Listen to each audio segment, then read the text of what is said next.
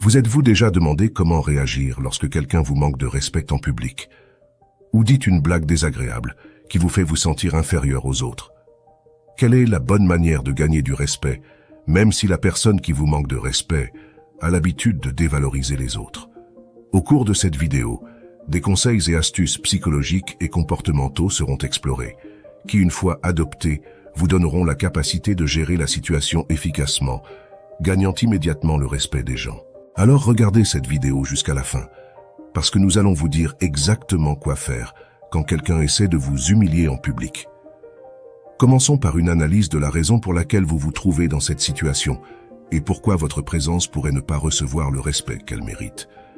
Dans la plupart des cas, cela n'est pas dû à la haine, au mépris ou à l'aversion envers vous, mais plutôt à l'opportunité de devenir leur cible. Vous devez commencer à établir le respect de vous-même. Mais qu'est-ce que cela signifie exactement de gagner le respect? Il ne s'agit pas de forcer les autres à vous respecter, mais plutôt de ne pas tolérer que les autres profitent de votre personne pour leur propre éclat. Si nécessaire, vous devriez même être prêt à les éloigner de l'environnement si vous remarquez que votre présence n'est pas suffisamment respectée. Naturellement, il est préférable d'éviter d'atteindre cet extrême, et à cet effet, nous fournirons quelques conseils sur comment gérer les situations où quelqu'un essaie de vous rabaisser devant des collègues, des amis ou la famille. Avant de continuer, pour nous soutenir, nous vous invitons à aimer cette vidéo et à vous abonner à la chaîne Perles de Sagesse, si vous ne l'avez pas encore fait. Sans plus tarder, passons au premier conseil. Faire une bonne première impression est crucial. Lorsque vous rencontrez quelqu'un, évitez de serrer la main pendant que vous êtes assis et sans maintenir le contact visuel. Si vous restez assis lorsque quelqu'un vous salue, vous pourriez sembler être désavantagé, avec l'autre personne qui vous regarde de haut, créant une atmosphère de soumission. Certaines personnes ont tendance à se concentrer sur la main de l'autre personne lors de la salutation, plutôt que de regarder dans leurs yeux. En faisant cela, vous pourriez légèrement baisser la tête, contribuant à créer une impression supplémentaire de soumission. Par conséquent, lorsque quelqu'un vient vous saluer, levez-vous et regardez dans ses yeux pendant que vous serrez la main. Lors d'une conversation publique, si quelqu'un vous interrompt, il est crucial de fixer intensément cette personne avec un regard sérieux. Leur interruption cessera lorsqu'ils percevront votre regard déterminé. À ce moment-là, demandez poliment la permission de reprendre la conversation à partir du point où vous avez été interrompu.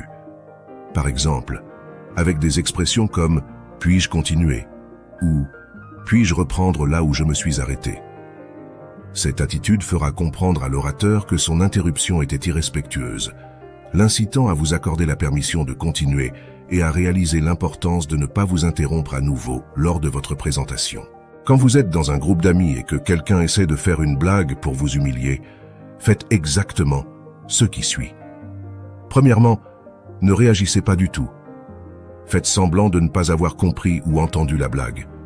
Ensuite, regardez cette personne et demandez-lui de répéter la blague. Vous pouvez dire quelque chose comme « Désolé, je n'étais pas attentif, pouvez-vous répéter ?»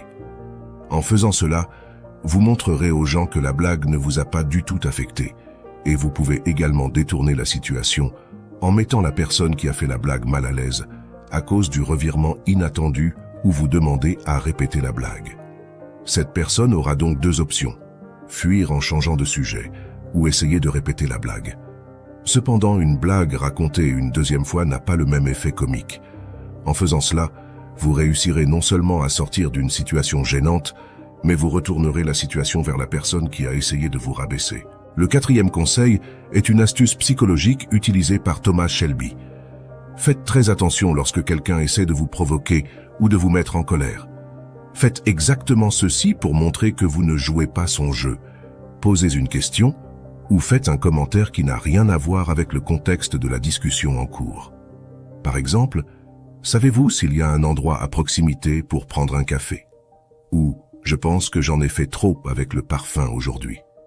Évidemment, vous devez faire en sorte que tout cela semble le plus naturel possible, afin que cette personne ne se rende pas compte que vous le faites exprès. Cela peut amener la personne à tomber dans sa propre provocation. Au début de cette vidéo, nous avons dit que les gens ne sont pas obligés de vous respecter, mais vous n'êtes pas obligé de tolérer que votre présence ne soit pas respectée. Si vous commencez à voir que les gens ne sont pas disposés à respecter votre présence, vous utiliserez le 5e conseil. Retirez-vous. Si vous voyez que les gens ne sont pas disposés à respecter votre présence, alors retirez-vous. Il vaut mieux être une absence appréciée qu'une présence dévaluée. Avez-vous déjà vécu l'une des situations mentionnées dans cette vidéo? Comment avez-vous réagi? Commentez ci-dessous avec votre histoire. Si cette vidéo vous a été